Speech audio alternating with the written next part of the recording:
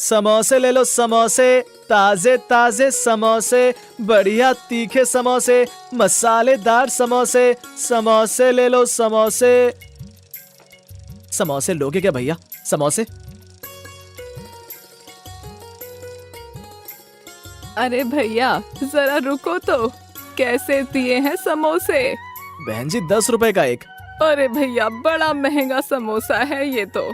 अरे माता जी आप एक बार ये समोसा खाकर तो देखो, आप खुद ही मुझे समोसे के 10 रुपए दे देंगी। अरे ऐसा क्या है तेरे समोसे में जो मैं खुद से तुझे इस समोसे के 10 रुपए दूंगी? अरे माता जी आप एक बार खाकर तो देखिए। तू इतना कह रहा है तो चल एक समोसा खिला दे मुझे, और देख अगर मुझे समोसा पसंद नहीं आया तो मैं तुझे 1 रुपया भी नहीं दूंगी। हाँ ठीक है माता जी, ये लीजिए समोसा। अरे वाह वाह वाह, तूने तो सही कहा था, ये तेरा समोसा तो बहुत ही लाजवाब है। देखा माता जी, मैंने कहा था ना कि आपको ये समोसा बहुत अच्छा लगेगा। हाँ रुक, मैं अभी तुझे पैसे देती हूँ।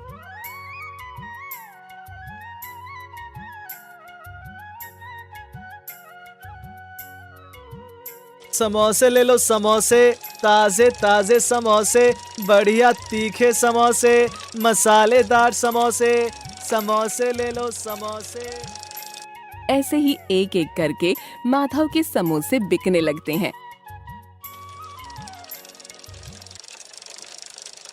कभी मौसम खराब हो जाता है और तेज तेज आंधी चलने लगती है। अरे ये क्या, ये अचानक मौसम को क्या हो गया? चलो जल्दी से घर चला जाता हूँ, नहीं तो बारिश में भीग जाऊंगा। माधव जल्दी जल्दी अपने घर के लिए जा ही रहा होता है कि तभी तेज आंधी में एक कागज उड़ता हुआ आकर माधव के पास आता है। माधव जैसे ही वो कागज मुंह पर से हटाता है तो देखता है कि वो किसी जगह का नक्शा होता है। अरे अरे, ये किस जगह का नक्शा है? इसे घर लेकर जाता हूँ। ऐसा बोलकर माधव जल्दी जल्दी उस नक्शे को लेकर अपने घर जाता है। भाग्यवान लोग घर का सामान। अच्छा लाइए लाइए देखूं तो जरा। आय हाय, ये कितना सा सामान लाए हो तुम? ये तो बहुत थोड़ा सा है। ज्यादा सामान कैसे लाता भाग्यवान? आज समोसों के ज्यादा दाम नहीं मिले हैं। आय हाय हाय, कुछ भी अच्छा नहीं होता है। ये रोज रोज भूखे रहकर तो मेरी जिंदगी ही बर्बाद हो गई है।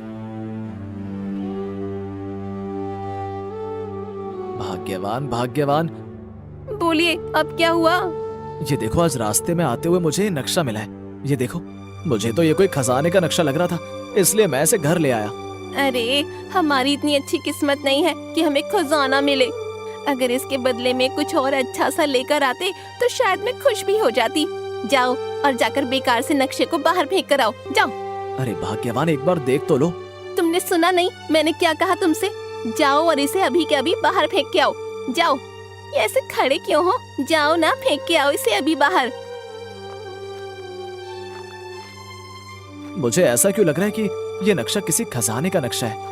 माधव के ऐसा कहते ही नक्शे में से तेज रोशनी निकलने लगती है और आवाज आने लगती है। माधव, अरे ये क्या है? ये मुझे कौन पुकार रहा है? डरो मत माधव, मैं एक जादुई नक्शा हूँ। बाकी लोगों ने तो मुझे बेकार समझकर फेंक दिया, लेकिन तुम मुझे अपने साथ अपने घर लेकर आए, इसलिए मैं तुम्हारा बहुत आभारी हूँ। लेकिन मेरी बीवी, मैं जानता हूँ कि तुम्हारी बीवी दिन भर तुम पर गुस्सा करती रहती है। हाँ जादुई नक्शा जी, आप बिल्कुल सही बोल रहे हैं। वो दिन भर बस चिक चिक करती रहती है। अरे वो बेचारी गरीबी में रहते रहते थक चुकी है। उस बेचारी की तो कोई गलती नहीं है। तुम्हारा दिल बहुत ही साफ है, इसलिए मैं तुम्हारी सारी गरीबी को दूर कर दूंगा।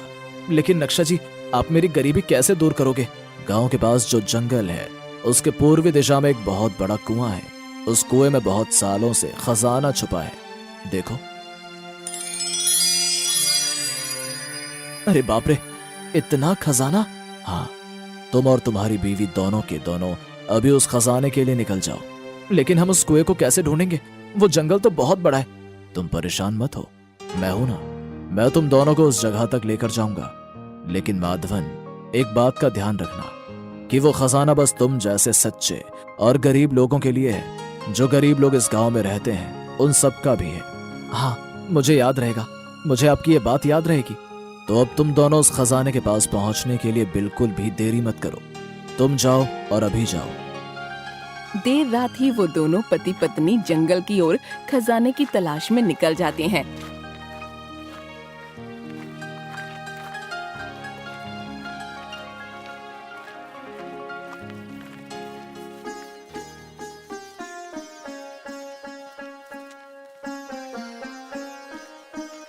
अरे कितनी दूर तक तो हम चलकर इस जंगल में आ गए हैं, अब और कितना चलना पड़ेगा।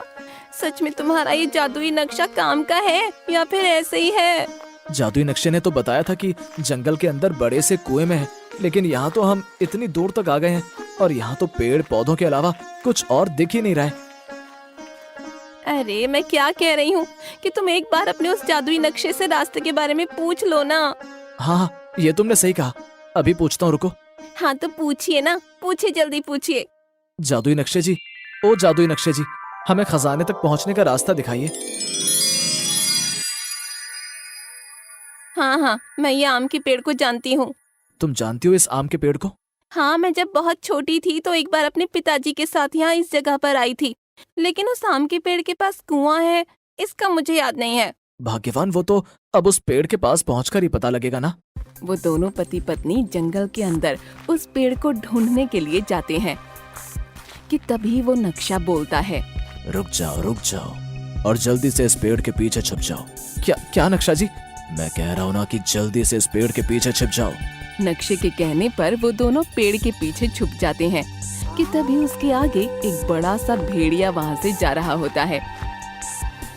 हे भगवान, इतना बड़ा जानवर! अगर ये नक्शा हमें संकट के बारे में नहीं बताता तो न जाने आज हमारा क्या होता। हाँ, तुम सही कह रही हो। जल्दी चलो और जल्दी से अपना काम खत्म करते हैं, न जाने अब कौन सी मुसीबत का सामना हमें करना पड़ेगा। हाँ, चलो। थोड़ी दूर चलने के बाद उन्हें वो आम का पेड़ दिखाई देता है। अरे वाह, वो देखो भाग्यवान। अरे हाँ, ये तो वही आम का पेड़ है। अब ये कुआं कहाँ है? अरे वो देखो भाग्यवान, कुआं। हाँ, लगता है ये वही कुआं है जिसमें खजाना है।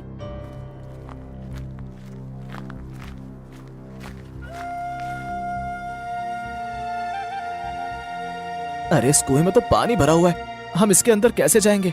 अरे इसके अंदर जाने का रास्ता भी हमें वो जादुई नक्शा बता देगा ना, तुम एक बार उससे पूछो तो।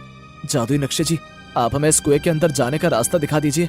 माधव के बोलते ही उस नक्शे में से तेज रोशनी निकलती है और कुएं के अंदर जाती है, जिससे कुएं के अंदर नीचे जाने का रास्ता बन जाता है। वो दोनों जैसे ही नीचे उतरते हैं तो देखते हैं कि कुएं के अंदर बिल्कुल अंधेरा होता है। हे भगवान, यहाँ तो कुछ भी नजर नहीं आ रहा, सिर्फ अंधेरा ही अंधेरा दिखाई दे रहा है। अरे रुको भाग्यवान, हे जादुई नक्शे, हमें देखने के लिए रोशनी दे। अरे बाप रे, इतना सारा खजाना! हम लोग भी अब अमीर हो गए हैं भाग्यवान, बहुत ज्यादा अमीर। जादुई नक्शे ने एकदम सही बताया था। चलो जल्दी करो, खजाने को थैले में भरकर यहाँ से जल्दी से निकलते हैं। वो दोनों जल्दी थैलों में खजाने को भरने लगते हैं। चलो जी, अब चलते हैं। हमने इस खजाने से अपने थैलों को भर लिया है। चलो ना, अब हम लोग यहाँ से चलते हैं। हाँ, चलो। हम लोग भी अब अमीर हो गए भाग्यवान, हम भी अमीर हो गए।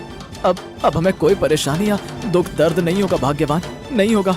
वैसे ये जी, कितना सारा खजाना था ना, और हमने तो बस ये इतना सा लिया है, इससे हमारी जिंदगी भर तो गुजारा नहीं हो पाएगा ना जी। अरे भाग्यवान, ज्यादा लालच करना सही नहीं है। हमने जितना लिया है उससे ही हम अपना आगे जीवन खुशी व्यतीत कर सकते हैं। नहीं जी, मुझे नहीं पता। अब आप नक्शे से कहकर इस कुएं के अंदर जाने के रास्ते को बंद करवा दीजिए, क्योंकि जब भी हमें जरूरत होगी तो हम यहाँ से खजाना लेकर चले जाएंगे। चलो, अब इस कुएं के रास्ते को बंद करवा दो। माधव जैसे ही उस नक्शे को कुएं को बंद करने के लिए बोलने वाला होता है कि तभी उसे नक्शे की कही बात याद आ जाती है। लेकिन माधवन, एक बात का ध्यान रखना कि वो खजाना बस तुम जैसे सच्चे और गरीब लोगों के लिए है। जो गरीब लोग इस गांव में रहते हैं उन सब का भी है। नहीं भाग्यवान, ये खजाना सिर्फ हमारे लिए नहीं है, ये खजाना हमारे जैसे उन सभी गरीब लोगों के लिए है जो इस गांव में रहते हैं। समझी मेरी प्यारी भाग्यवान? हाँ जी, बिल्कुल सही कहा आपने। और वैसे भी गरीबी में जीना क्या होता है वो तो हमें बहुत अच्छे से पता है। चलो, क्या पता इस खजाने से हमारे जैसे उन गरीब लोगों का भला हो जाए। चलो कोई नहीं, हम अब इस कुएं के रास्ते को ऐसे ही खुला छोड़ देते हैं। हाँ हाँ भाग्यवान, तुम सही कह रही हो। हाँ, लेकिन जब तक ये नक्शा रहेगा तब तक कोई ना कोई इस कुएं के खजाने पर कब्जा कर लेगा। इससे अच्छा है। वाह बेटा माधव वाह, तुम और तुम्हारी बीवी ने इतना सारा खजाना देखने के बाद भी लालच नहीं किया। यही तुम दोनों की अंतिम अग्नि परीक्षा थी। अगर तुम दोनों खजाने को देखकर लालच करते तो मुझे मिला हुआ श्राप तुम लोगों को लग जाता। क्या आपको मिला हुआ श्राप हमें लग जाता है? हाँ बेटा, और मेरे श्राप से इस खजाने के साथ साथ तुम दोनों भी हमेशा के लिए इस कुएं में कैद हो जाते। तुम्हारा साफ दिल को देखकर मैं अब बहुत खुश हूँ। जाओ और गांव के उन सभी गरीब लोगों को इस खजाने के बारे में बताओ। जाओ, और हाँ, उनको बता देना कि जो भी यहाँ लालच से आएगा वो इस कुएं में हमेशा के लिए कैद हो जाएगा। ऐसा कहकर वो साधु बाबा वहाँ से गायब हो जाते हैं। समझ गई जी मैं, आपने बिल्कुल सही कहा था कि मैं ज्यादा लालच ना करूं, नहीं तो आज मेरे लालच की वजह से हम दोनों इस कुएं में हमेशा के लिए कैद हो जाते। चलो चलो भाग्यवान, जल्दी से जाकर हम उन सब गरीब भाइयों को इस कुएं के बारे में बता देते हैं। फिर हम सब लोग भी अमीर हो जाएंगे, फिर हम सब लोग भी सेठ बन जाएंगे।